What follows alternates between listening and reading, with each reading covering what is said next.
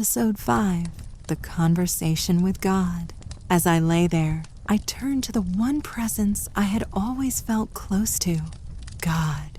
Talking to him was something natural to me, as if my soul remembered it from another time. God, I whispered, why did all this happen? Why did the scorpion sting me? Why did I have to feel that pain? At first, there was silence, but then that familiar stillness began to breathe, not with sound, but with feeling. It was like the entire room softened, and I could sense a warmth surrounding me. And from within that silence, I heard, not with my ears, but with my heart, my child, life does not harm without teaching. Every pain carries a message.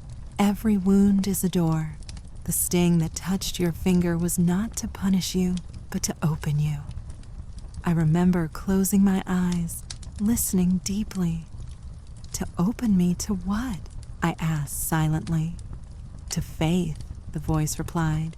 To trust, to remembrance, so that you may see that healing does not come only from medicine or the hands that touch your body. It comes from the faith that moves through them.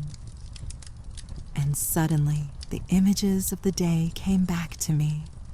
The boy who carried me on his bicycle saying, "Don't worry, you won't die." The woman who cut my finger gently and sucked the poison with love. The blind man who prayed until the pain left me and entered him instead. Each one of them was a messenger, I realized. Each one a vessel of something greater, of love, of courage, of divine guidance. And God whispered again. The boy's kindness was my voice. The woman's care was my hand. The blind man's faith was my sight. When you felt alone, you were never alone. I have always been walking beside you, through people, through prayers, through the unseen threads that weave all things together. A soft tear rolled down my cheek. Then why, I asked, do so many people suffer, God? Why do we have to hurt before we learn?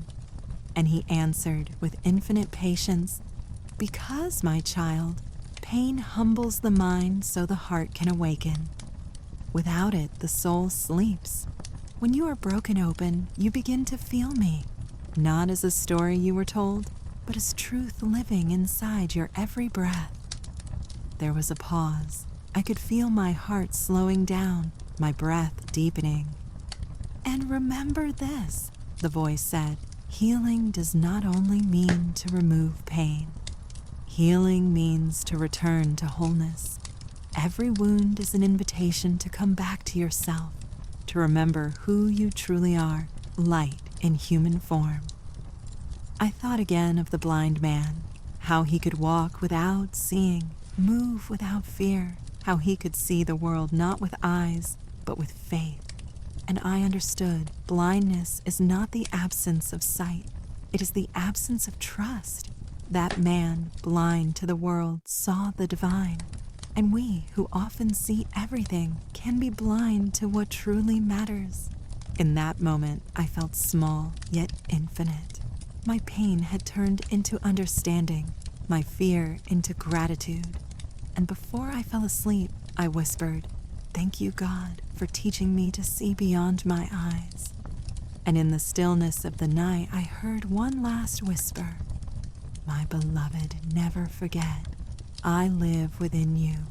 The same light that heals, that guides, that breathes life into everything flows through your veins. You only need to remember." That night, I didn't just speak to God, I listened. And I realized that prayer is not words we send to heaven. It is the language of love between the soul and its creator. And remember, when you speak to God, you are not asking for something outside of you. You are remembering the sacred power that has always lived within.